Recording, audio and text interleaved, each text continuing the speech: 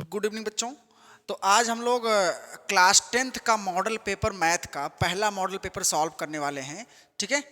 और इसके बाद में प्रीवियस ईयर पेपर भी सॉल्व करेंगे। सबसे पहले हम लोग मॉडल पेपर एक दो देख लेते हैं, इसके बाद में प्रीवियस ईयर पेपर हम लोग थोड़ा सा अरेंज करने के बाद में प्रीवियस ईयर का मॉडल पेपर भी मैथ का सॉल्व करेंगे वन बाय वन। और अगर आप लोग एकदम कंटिन्यूअस थोड़ा सा लगे रहेंगे तो नंबर्स आई होप अच्छा आएगा, ठीक है। तो हम लोग चलते हैं मॉडल पेपर में। सेक्शन 1 का जो कुछ शॉर्ट क्वेश्चन है, पहला क्वेश्चन देखते हैं। फर्स्ट क्वेश्चन आपका है कि the sum of the roots of the equation. Equation क्या है बेटा? 3x² माइनस, देखो पूरा क्वेश्चन लिख नहीं सकते, शॉर्ट में आपको समझाएंगे। और 3 के माइनस में 2 into x minus k minus 6 is equal to 0, ठीक है। If the sum of the roots of the equation this is equal to the product of the root its root then k. कह रहा है कि if some of roots जो है वो क्या गिवन है? प्रोडक्ट के इक्वल है, प्रोडक्ट ऑफ रूट्स। तो आपको के बताना है, तब के क्या होगा? तो ये क्वाड्रेटिक इक्वेशन है। कैसा इक्वेशन है? क्वाड्रेटिक इक्वेशन है। क्वाड्रेटिक इक्वेशन में सम ऑफ द रूट्स क्या होता है? That is alpha plus beta minus B upon A. तो बी की वैल्यू बेटा एक्स कोएफिशिएंट दैट इज ये आपका होगा। तो माइनस ऑफ माइनस, पहले से माइनस तो प्लस हो जाएगा, that is 3k minus 2 upon A का मतलब 3 X square coefficient is equal to the product of the roots that is alpha into beta means C upon A. C का मतलब के माइनस 6 और ऑलरेडी माइनस में था इसलिए माइनस में रहेगा अपॉन 3। तो इसको सॉल्व करने के बाद में हमारे पास क्या हो जाएगा बेटा? आप लोग यहां से के निकाल सकते हो। तो 3k minus 2 is equal to minus k plus 6, इसको इधर लाएंगे प्लस में हो जाएगा तो 4k इज इक्वल टू 8, तो k is equal to 2, k is equal to 2। ये पहला क्वेश्चन था, हमको फाइंड करना था k, लेकिन कंडीशन क्या था कि sum of the roots is equal to the product of roots, मतलब alpha plus beta is equal to alpha into beta given था। और alpha plus beta is equal to हम लोग क्या लगा दिए बेटा? Minus B upon A. और alpha into beta is equal to होता है सी अपॉन ए। और इसी फॉर्मूले को इक्वल कर दिए बी अपॉन ए माइनस में और सी अपॉन ए, यहाँ से ए बी सी निकाल दिए। ये आपका ए है और ये पूरा क्या है? बी है। और यहां पर ये पूरा क्या है? सी है। बस मैं सबको, तो इस तरह से हम लोग इस क्वेश्चन को सॉल्व किए। अगला क्वेश्चन आपका है कि the number of all 2 digit number divisible by 6। Question number 2 है। सेकंड क्वेश्चन है कि number of all 2 digit numbers divisible by 6, sorry 6 से डिविजिबल 2 डिजिट के सभी कितने नंबर हैं? बस में आया। तो सबसे पहला नंबर 2 डिजिट का जो कि 6 से डिविजिबल हो, तो आप बताइए कितना होगा? सबसे फर्स्ट नंबर जो कि 6 से क्या हो? डिविजिबल हो 2 डिजिट का। तो 6 का टेबल हम लोग पढ़ते हैं और 6 1 जा 6, 6 2 जा 12। तो सबसे पहला नंबर कौन सा बेटा? 12 एक ऐसा नंबर है पहला जो कि 6 से पूरा क्या होगा? डिविजिबल होगा। और लास्ट में कहां तक आएगा? 12, और उसके बाद में 18, 24, मतलब ऐसे 6 का टेबल आता जाएगा। और लास्ट में कहां तक होगा? 3 डिजिट का नंबर क्या है सबसे लार्जेस्ट? 999। ये आपका 2 डिजिट का सबसे बड़ा नंबर क्या है? 99। अब क्या 99 6 से डिविजिबल है कि नहीं?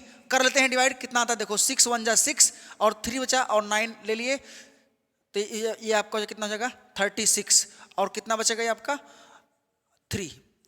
तो 16 6 जा 96 और 96 में अगर 99 में ये आपका 3 रिमाइंडर हो जा रहा है तो इसमें से 3 माइनस कर देंगे तो कितना हो जाएगा? 96। तो 96 सबसे बड़ा एक ऐसा नंबर है जो कि क्या हो जाएगा बेटा? 6 से डिविजल पूरा। तो कितना नंबर हो जाएगा बताओ? हम लोगों को n निकालना है, n। अब आप जानते हैं l is equal to a plus n minus 1 into d. तो यहां से n माइनस 1 निकाल देंगे तो is equal to l minus a upon d. l minus a का मतलब हो जाएगा 96, लास्ट वाला नंबर है 96 माइनस a मतलब 12 अपॉन डी का मतलब डिफरेंस कितना है? 6 का।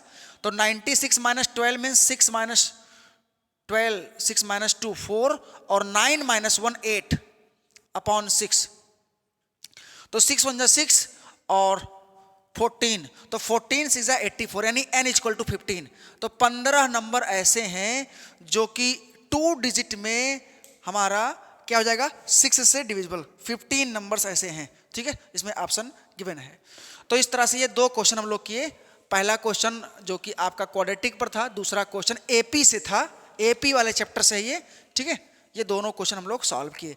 अब अगर नेक्स्ट क्वेश्चन की बात की जाए तो नेक्स्ट क्वेश्चन आपका गिवन है, सिंपल सा क्वेश्चन है, कह रहा है कि a fair die is thrown once. Third वाला क्वेश्चन है, a fair die is thrown once the probability of getting a composite number.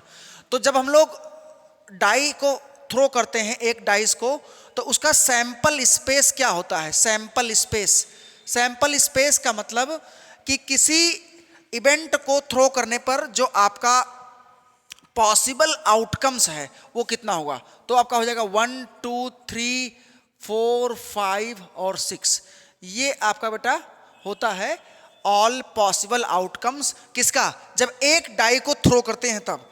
इसके बाद में कह रहा है कि कंपोजिट नंबर पाने की प्रोबेबिलिटी, तो probability of getting a composite number, probability of getting a composite number. अब बताइए कंपोजिट नंबर की प्रोबेबिलिटी कितनी है? कंपोजिट नंबर कौन कौन है जी? जो कि खुद से भी डिवाइड हो और किसी और से भी डिवाइड हो जाएं 1 के अलावा। जैसे आपका 4, उसके बाद में 6 क्या है? कंपोजिट है। 2 3 5 क्या है? प्राइम है। 1 ना प्राइम है और ना ही कंपोजिट है, ये सिर्फ एक ऑड नंबर है। तो यहां से 2 नंबर ऐसे हैं 4 और 6, कितने में से? 6 में से। तो 2 3 जा 6, तो इसका मतलब 1/3 is the required probability to get a composite number, ठीक है। फोर्थ क्वेश्चन क्या हो जाएगा बेटा? क्वेश्चन नंबर 4 कह रहा है कि from a point P in a plane of the circle 2 tangents can be drawn to a circle. ये ट्रू होगा कि फॉल्स होगा? ठीक है, तो ये ट्रू है, ठीक है।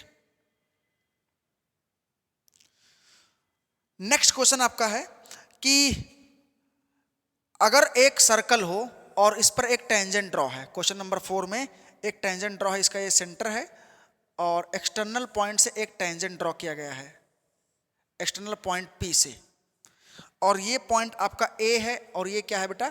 B है। सर्कल से क्वेश्चन है, पॉइंट ऑफ कांटेक्ट को ज्वाइन किया गया है AB को, और ये एंगल हमें गिवन है कितना? 60 डिग्री, और आपका PA कितना है? ये 8 सेंटीमीटर है, 8 सेंटीमीटर, ठीक है। PA की वैल्यू 8 सेंटीमीटर है, तो आपको AB निकालना है, फाइंड AB। AB की वैल्यू आपको बतानी है ये, ठीक है, AB आपको निकालना है। बताओ कैसे होगा? तो अगर ये 60 डिग्री है तो AB हमें निकालना है। AB कितना आएगा बताइए आप लोग? अब देखो ये 8 है तो ये भी कितना होगा? 8 ही होगा, 8 सेंटीमीटर, क्योंकि एक्सटर्नल पॉइंट से टेंजेंट्स का लेंथ क्या होता है? इक्वल होता है।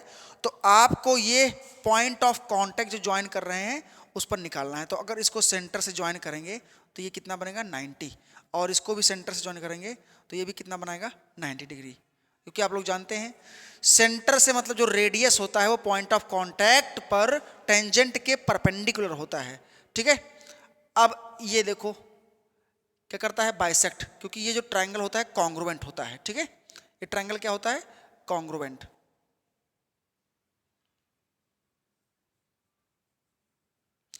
तो ये हो जाएगा 30 और ये भी क्या हो जाएगा? 30। हमको चाहिए क्या? अब देखो ये पूरा 90 है, हमें क्या चाहिए बेटा? हम लोगों को जरूरत है क्या निकालने का? ये ए बी, मतलब ये पॉइंट मान लीजिए M है, तो ये बाइसेक्ट होगा, यहाँ पर ये परपेंडिकुलर है। अब आप बताओ अगर ये बाइसेक्ट हो रहा है, ये 60 है, तो अब एंगल P और इस पूरे एंगल का सम क्या होता है? 180 होता है, क्योंकि ये 90 90 180, तो इस पूरे क्वाड्रेटरल में सभी का एंगल 360 होना चाहिए। तो ये 30 30 हो गया, और ये कितना हो जाएगा आपका? ये 90 है और ये 30 है, तो ये 60 हो जाएगा। कितना हो जाएगा? 60। अब बताइए ये एक ट्रायंगल है जिसमें ये एंगल 60 डिग्री है और आपको ये रेडियस है और ये गिवन है, ये गिवन है, तो आपको क्या बताना है? AM की value. A M is equal to, तो अब आप ट्रिग्नोमेट्री निकाल के लगा सकते हैं, A M is equal to लगा सकते हैं। सभी लोग बताओ कितना होगा ए एम की value. A M is equal to, सबसे पहले रेडियस निकाल दें। रेडियस कितना आएगा, अगर ये 90 है और ये 30 डिग्री है तो इन ट्राइंगल, सबसे पहले क्या आएगा, in triangle A O P, A O P में हाइपोटेनस ये है और ये परपेंडिकुलर, ये बेस है, तो क्या हमें क्या निकालना है, परपेंडिकुलर निकालना है, बेस गिवन है। तो साइन थीटा लगाते हैं, तो sine 30 is equal to perpendicular upon hypotenuse.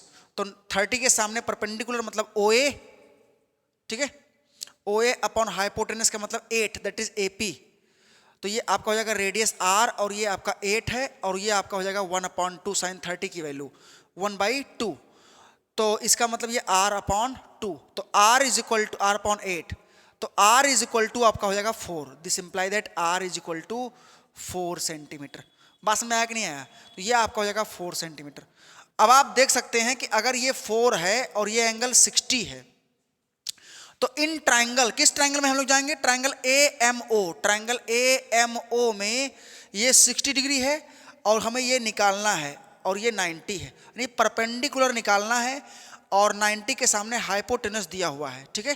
तो sine 60 is equal to perpendicular upon hypotenuse, that is A M upon, बताओ, A M upon O A, और ये आपका हो जाएगा √3/2, और ए एम कितना है बेटा, ए एम हमें निकालना है और ओ ए कितना है, ओ ए का मतलब 4, 2 2 जा 4, तो इसका मतलब ए एम की वैल्यू आ गया बेटा 2√3, और ए एम का मतलब 2 टाइम्स ए बी, तो अगर ए बी निकालना है तो 4√3, उसी का 2 टाइम्स, तो 4√3 सेंटीमीटर होगा किसकी वैल्यू, आपका ए बी की वैल्यू, दैट इज 4√3 सेंटीमीटर। बस में आया सभी लोगों को, A B is equal to 4√3 centimetre आएगा, ठीक है। हमें क्या निकालना था, A B, find A B, length of chord, इस कॉर्ड का लेंथ, तो ये 60 degree, sine 60 is equal to perpendicular upon hypotenuse, that is A M upon hypotenuse मतलब क्या, ओ ए, और ये आपका 60 है, ठीक है। तो साइन 60 √3/2 और ओ ए कितना आ गया था 4।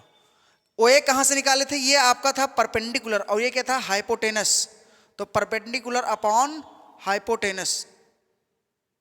एक मिनट रुकिए, हम लोग कुछ गड़बड़ कर दिए क्या, यहां पर अगर साइन 30 लगाएंगे तो परपेंडिकुलर क्या है, परपेंडिकुलर का मतलब ओ ए अपॉन हाइपोटेनस क्या था, ओ पी, लेकिन तो हम लोग साइन नहीं लगा सकते क्योंकि बेस दिया है और परपेंडिकुलर tan लगाते हैं यहाँ पर। एक मिनट रुकिए, रेडियस निकालने में थोड़ा प्रॉब्लम लग रहा हो रहा है।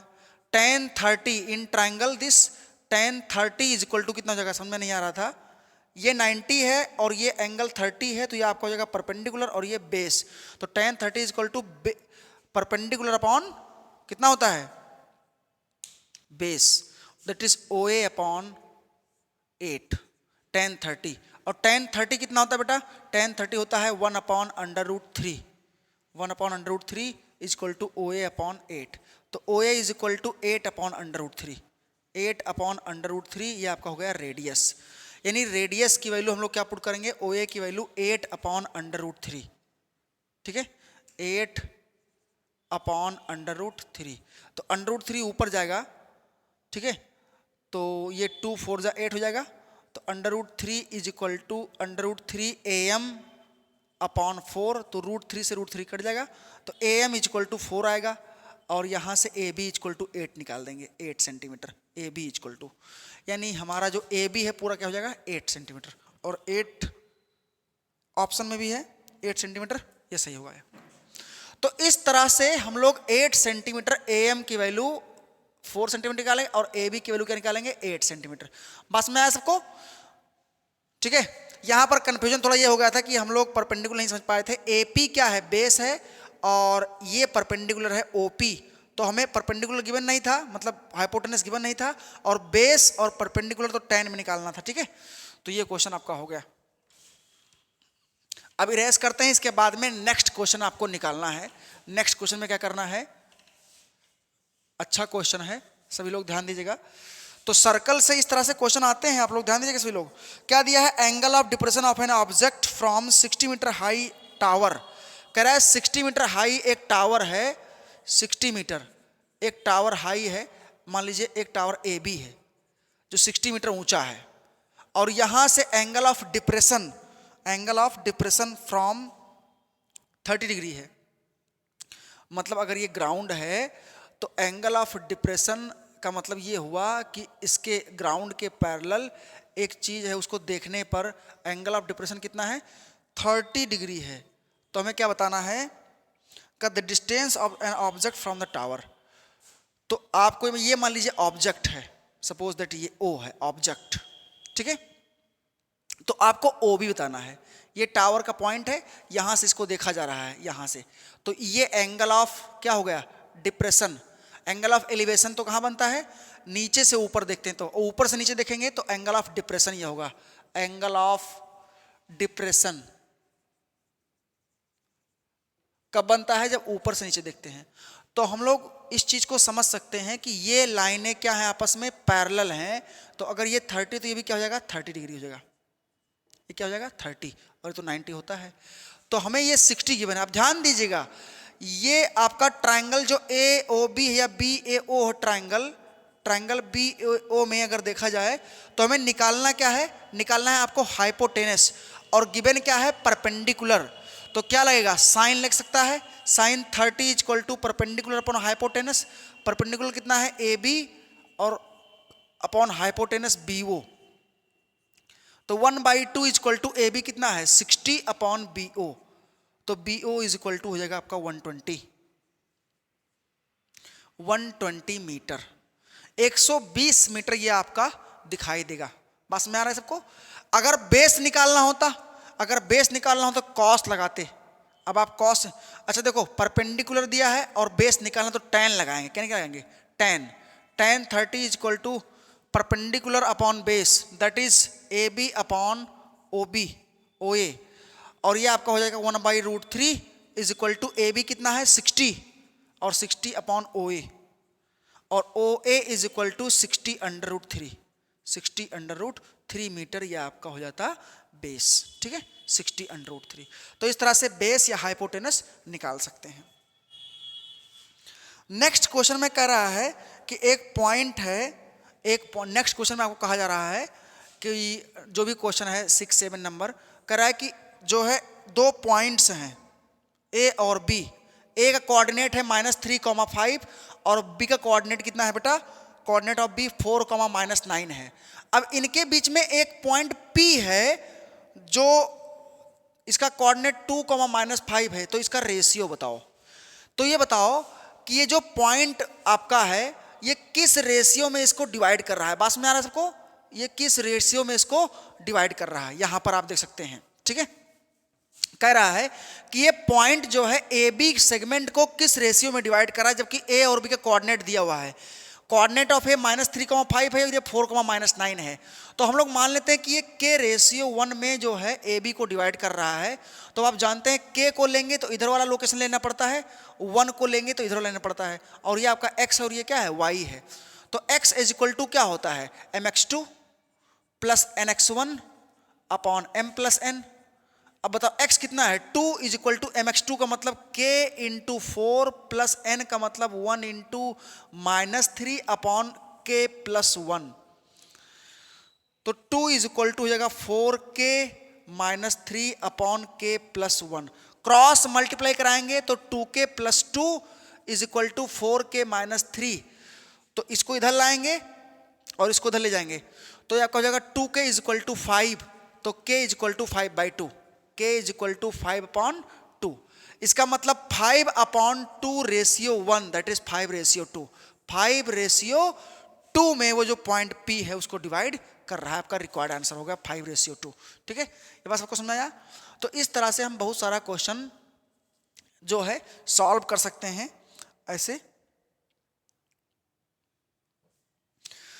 चलिए नेक्स्ट क्वेश्चन पर चलते हैं। आपका अगला क्वेश्चन है कि 3 सॉलिड्स हैं।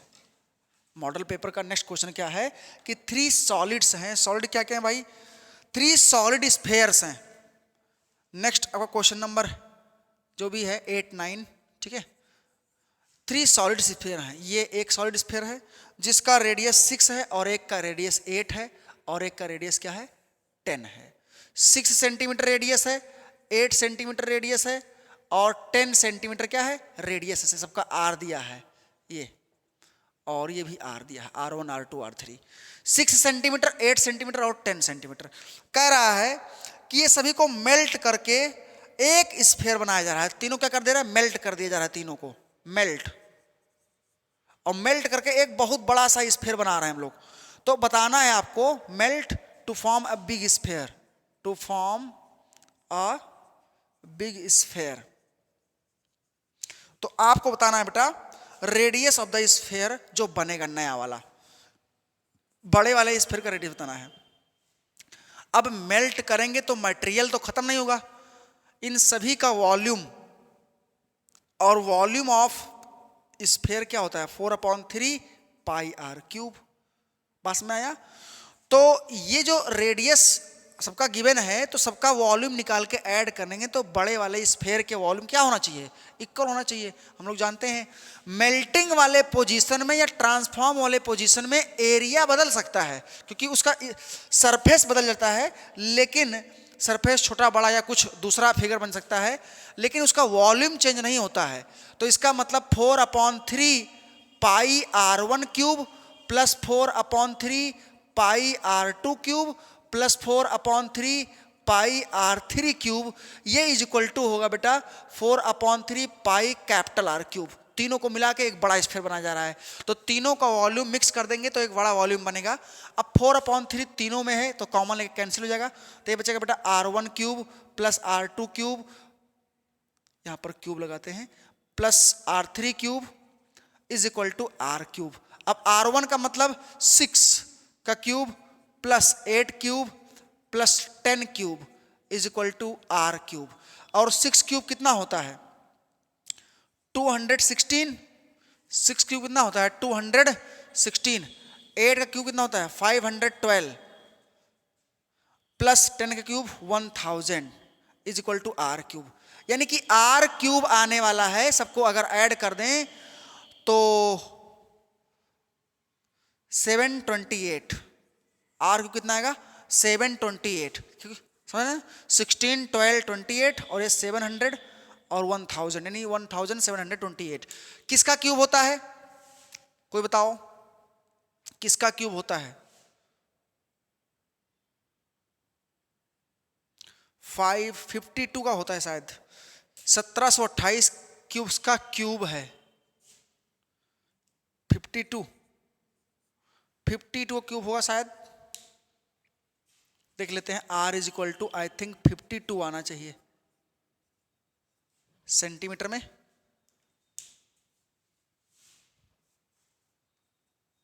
नहीं यार 52 नहीं आ रहा है, ऐड करने में दिक्कत नहीं ना हुआ है सबको।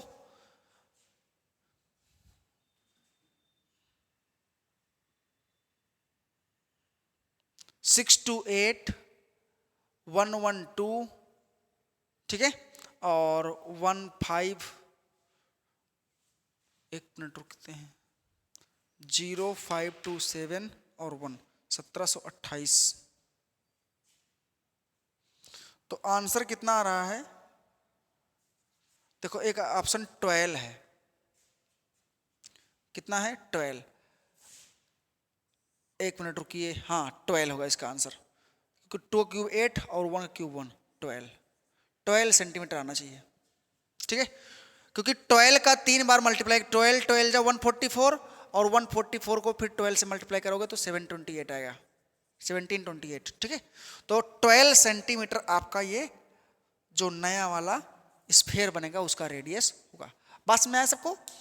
तो इस तरह से आप बहुत सारा क्वेश्चन निकाल सकते हैं।